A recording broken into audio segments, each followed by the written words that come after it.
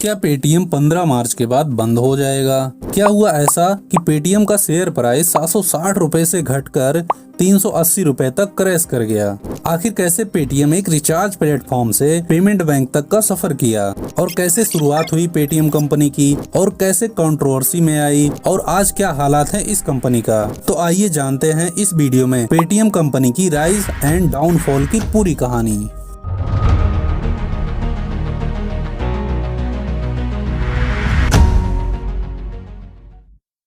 इस कहानी की शुरुआत होती है यूपी के अलीगढ़ जिले के छोटे से गांव के निवासी हैं विजय शेखर शर्मा। विजय शेखर शर्मा ने अपनी पूरी पढ़ाई हिंदी मीडियम से की है। साल 1997 में अपनी इंजीनियरिंग की पढ़ाई के दौरान indiasite.net नाम की एक वेबसाइट बनाया था, जिसको उन्होंने लाखों रुपए में बेच दिया। इसके बाद साल 2000 में उन्होंने 197 कम्युनिकेशन लिमिटेड नाम की कंपनी की स्थापना की, जिस पर जोक्स, रिंगटोन्स, परीक्षा रिजल्ट्स और क्रिकेट मैच का स्कोर दिखाया जाता था। यही 197 कम्युनिकेशन लिमिटेड पेटीएम की पेरेंट कंपनी है। विजय शेखर शर्मा ने 2010 में पेटीएम की शुरुआत की थी, जो कि स्टार्टिंग में एक रिचार्ज प्लेटफॉर्म हुआ करता था। मोबाइल और लैंडलाइन का रिचार्ज इससे कर सकते थे। पेटीएम का फुल फॉर्म है पे थ्रू मोबाइल। फिर 2014 में पेटीएम ने पेटीएम वॉलेट को लॉन्च किया, जिसकी मदद से लोग पेटीएम वॉलेट का यूज करके पे कर सकते थे, और 2015 तक लोग इससे electricity bill, gas booking bill, water bill, cable TV recharge, यहाँ तक कि मेट्रो के भी रिचार्ज इसी से करने लगे थे। और पेटीएम ऐप काफी पॉपुलर होने लगा था। लेकिन पेटीएम ऐप इतना भी पॉपुलर नहीं हुआ था जितना कि 8 नवंबर 2016 के बाद हो गया, जब डीमोनेटाइजेशन हुआ और 500,000 के नोट्स बंद हो गए। नोटबंदी के अगले ही दिन जब अखबार में यह छपा कि एटीएम नहीं पेटीएम करो, साथ में पीएम मोदी की तस्वीर थी। सही मायने में तभी से पेटीएम काफी तेजी से पॉपुलर होने लगा था, क्योंकि लोगों के पास पैसे ट्रांसफर करने के लिए इससे अच्छा ऑप्शन नहीं था उस टाइम पर अपने छोटे छोटे खर्चों के लिए। जहां पर नोटबंदी के पहले पेटीएम के पास 125 मिलियन यूजर्स थे, वहीं नोटबंदी के बाद पेटीएम के पास 280 मिलियन यूजर्स हो गए सिर्फ 3 महीने के अंदर। तो आप समझ सकते हैं यहाँ पर पेटीएम को कितनी बड़ी सक्सेस मिली नोटबंदी से। और फिर विजय शेखर शर्मा ने 10,000 एजेंट्स को हायर किया दुकानों पर अपने क्यूआर कोड को लगाने के लिए। उस टाइम पर पेटीएम काफी तेजी से ग्रो कर रहा था। और फिर विजय शेखर शर्मा ने 2017 में पेटीएम पेमेंट बैंक को लॉन्च किया। अगर आपको नहीं पता है पेमेंट बैंक किसे कहते हैं, तो मैंने डिस्क्रिप्शन में लिंक दे दिया है, वीडियो को पूरा देखने के बाद जाकर देख सकते हैं। पेटीएम ने यहाँ पर बैंकिंग सर्विस भी देना शुरू कर दिया। इस टाइम तक पेटीएम काफी सक्सेसफुल कंपनी बन चुकी थी। और फिर 2020 में लॉकडाउन के बाद पेटीएम को और बूस्ट मिला, और नवंबर 2021 में पेटीएम ने अपना आईपीओ भी लॉन्च कर दिया। तो दोस्तों, ये तो रहा पेटीएम कंपनी की सक्सेस की कहानी। जून 2018 में पेटीएम को पहली बार आरबीआई ने नोटिस दिया। 20 जून 2018 से पेटीएम के नए अकाउंट्स खोलने पर बैन लगा दिया गया।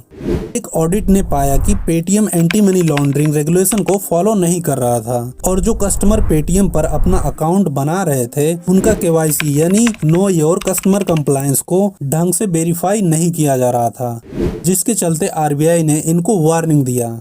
फिर पेटीएम ने कुछ एक्शन लिया और जनवरी 2019 को आरबीआई ने रिस्ट्रिक्शन को हटा दिया, और अब पेटीएम नए यूजर्स को जोड़ सकता था।